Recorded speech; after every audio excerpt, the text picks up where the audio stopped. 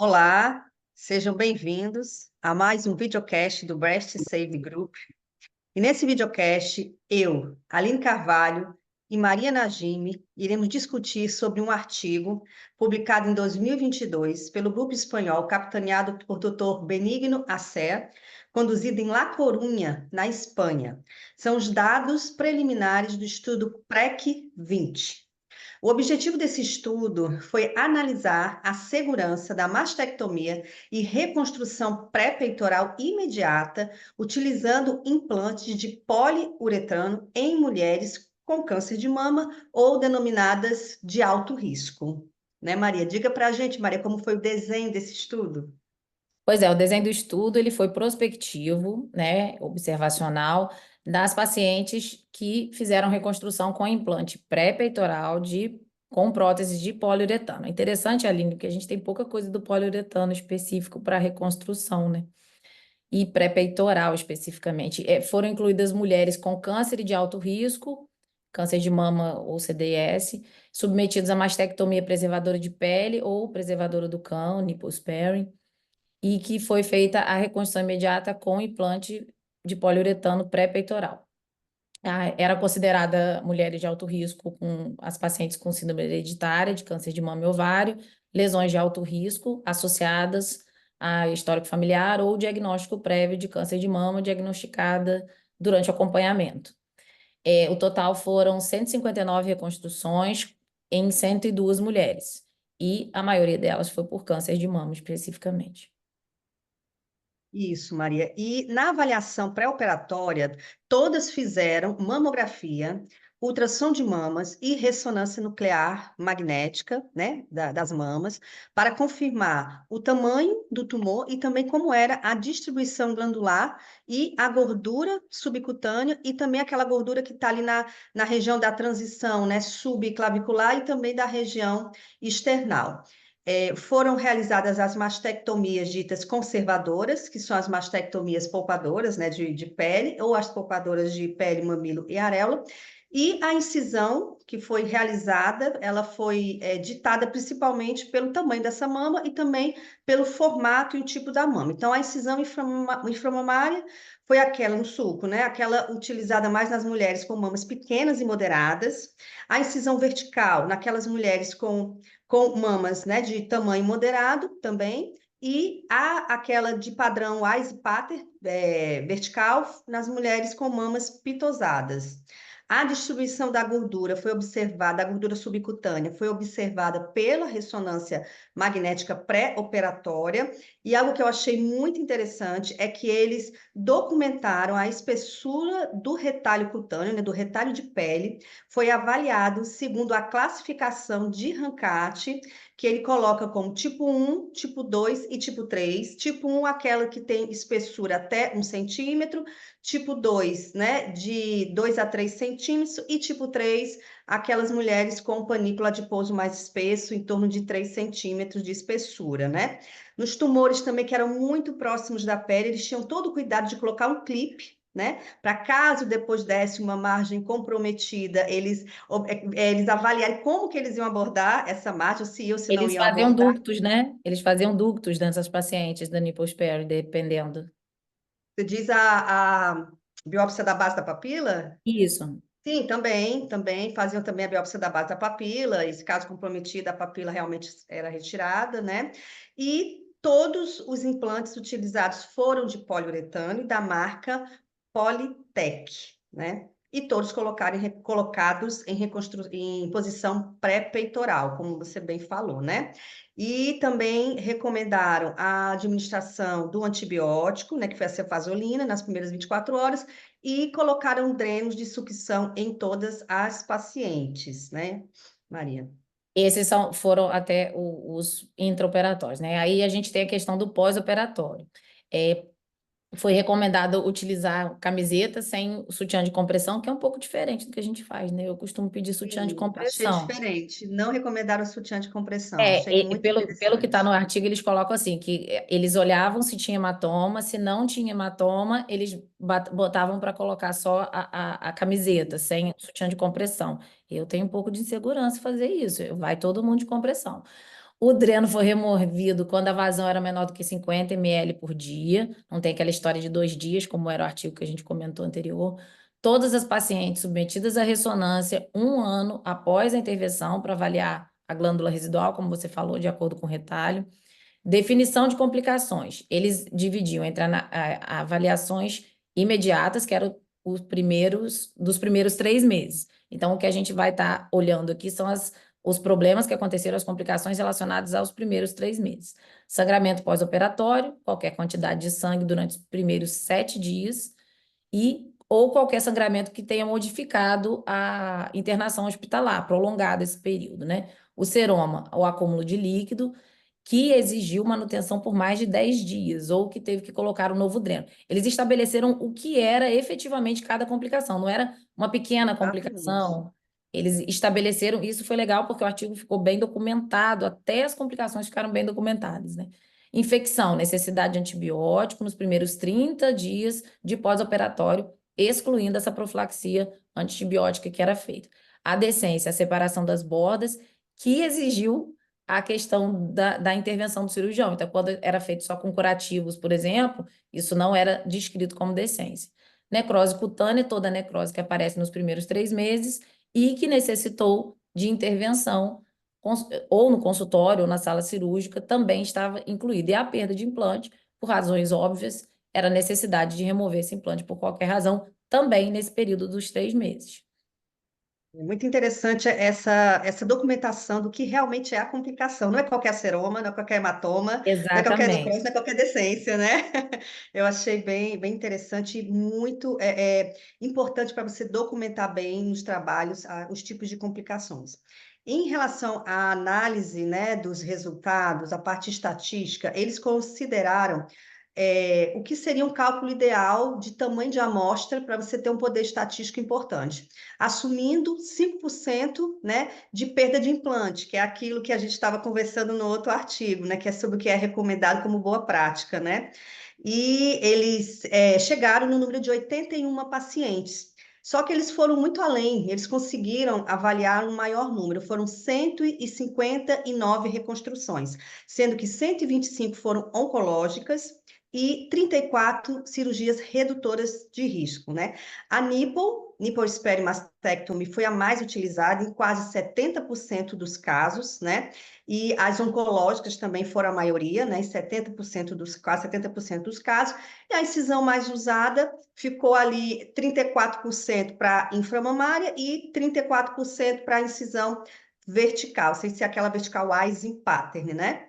Dando a entender a gente que as mamas da amostra eram mais mamas menores, com tamanho moderado, né, sem muita pitose, né, que era o critério de seleção que eles utilizavam para poder escolher o tipo de incisão também.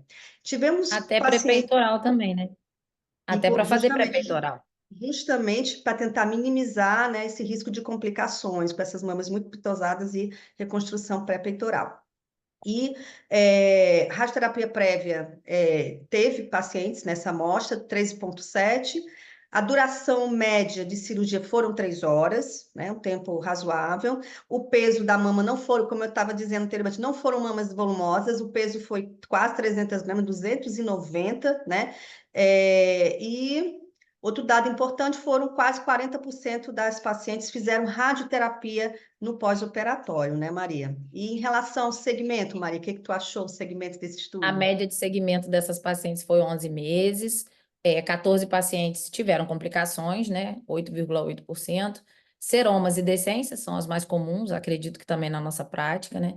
Todas as decências foram de pacientes oncológicos e mastectomias com incisões verticais, voltando naquela nossa questão que realmente a incisão do sulco ela tem um potencial de complicação menor no cenário pré-peitoral.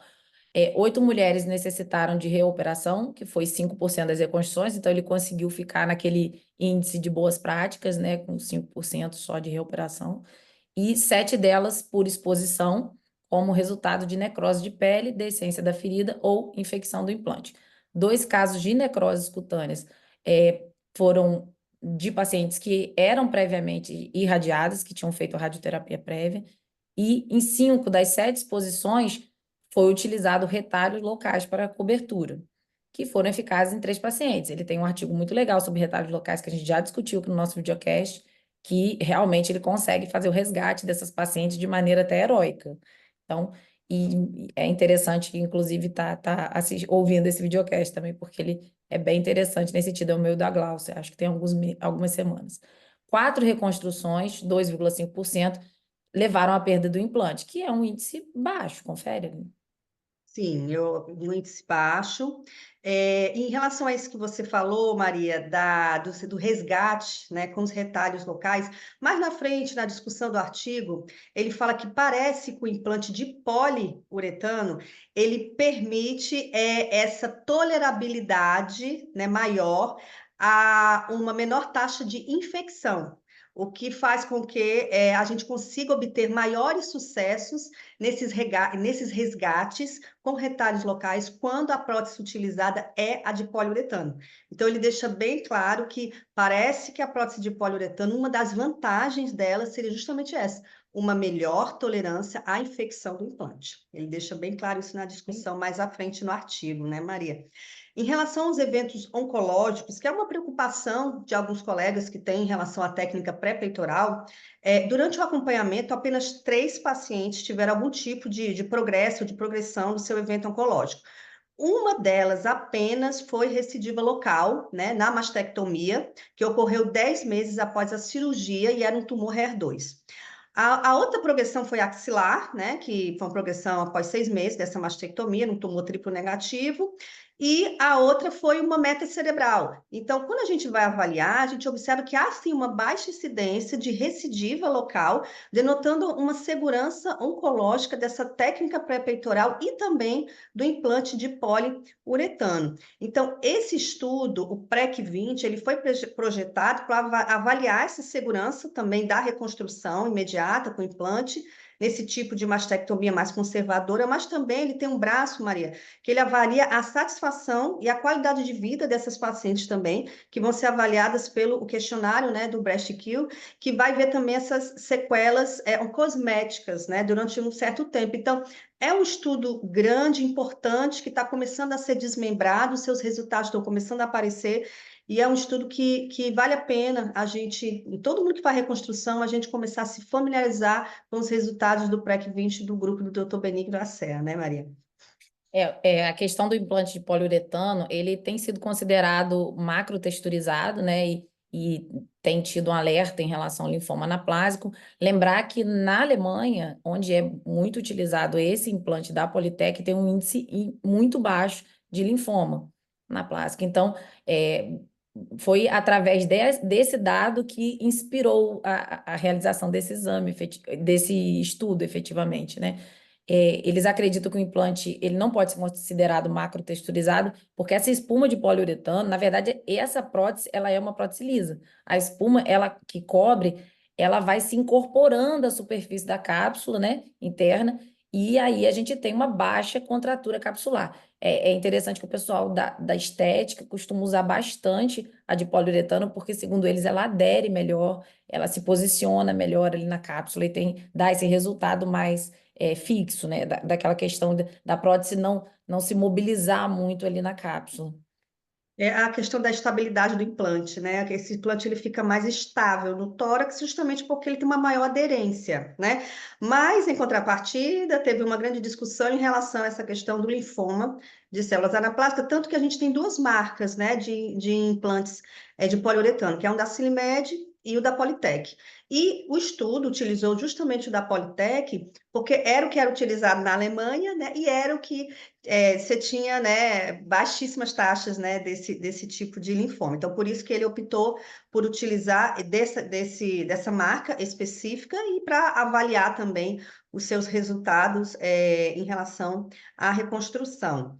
Em relação aos estudos, Maria, com implantes de poliuretano, né, você viu alguma coisa em relação a outros tipos de estudos?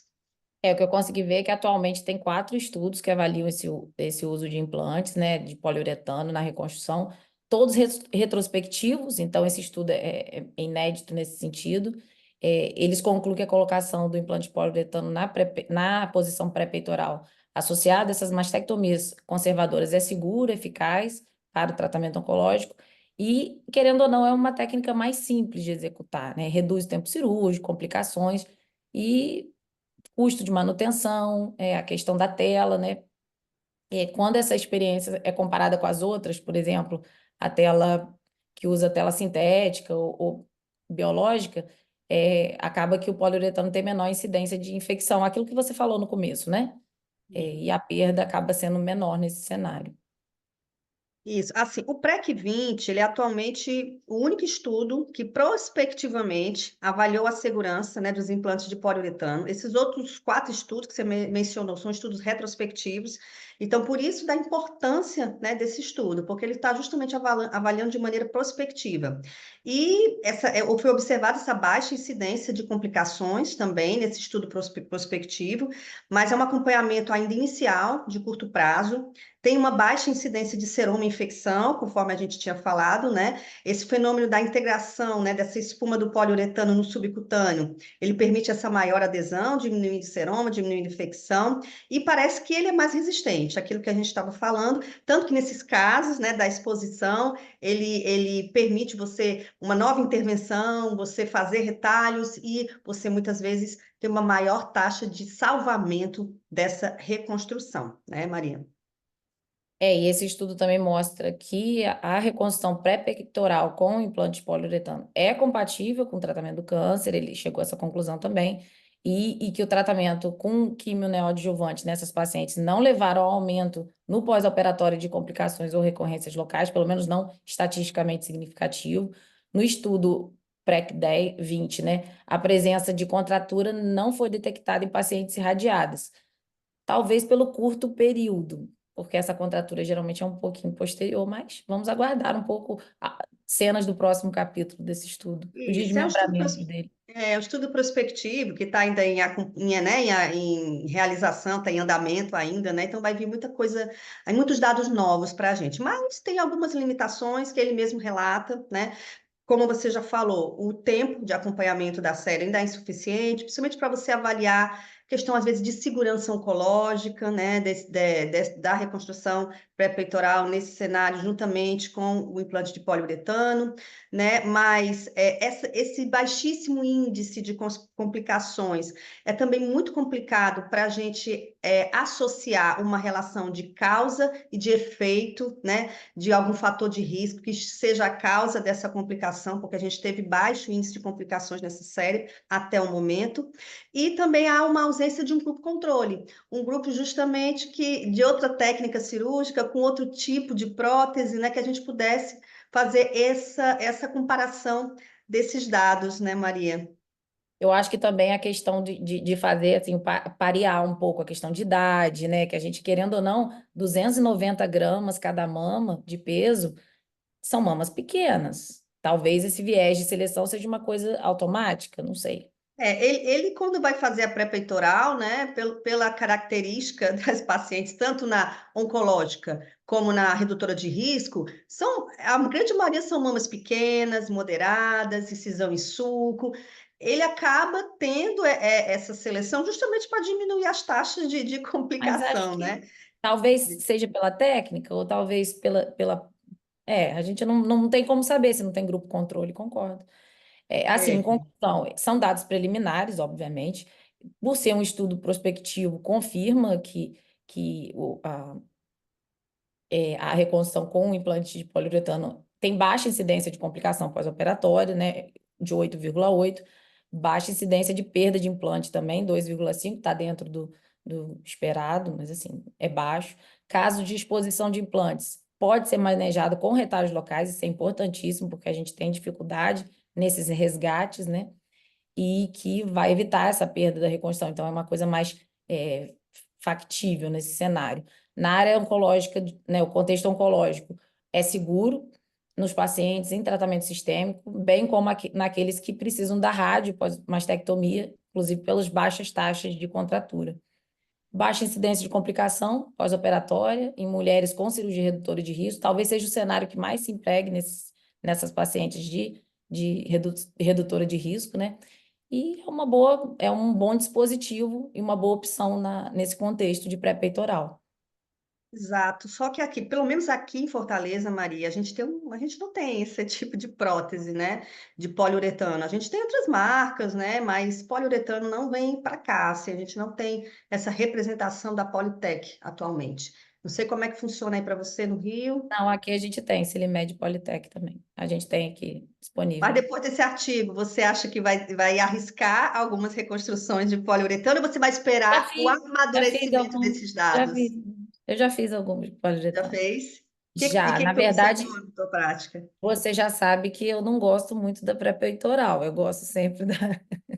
Eu prefiro, sempre que possível, fazer submuscular, por achar que a gente não sabe meio que o futuro, essa questão da seleção. Talvez as pacientes que apareçam para fazer a reconstrução no consultório não sejam essas pacientes ideais para a técnica de pré-peitoral. Talvez seja essa questão, mas sim, do que eu tenho, que me lembro assim, mais recente, foi uma pré-peitoral que eu fiz, uma paciente mais idosa, uma cicatriz vertical e que saiu muito bem. Então, assim, o que eu vejo da poliuretana é que ela dá uma estabilidade no tórax maior.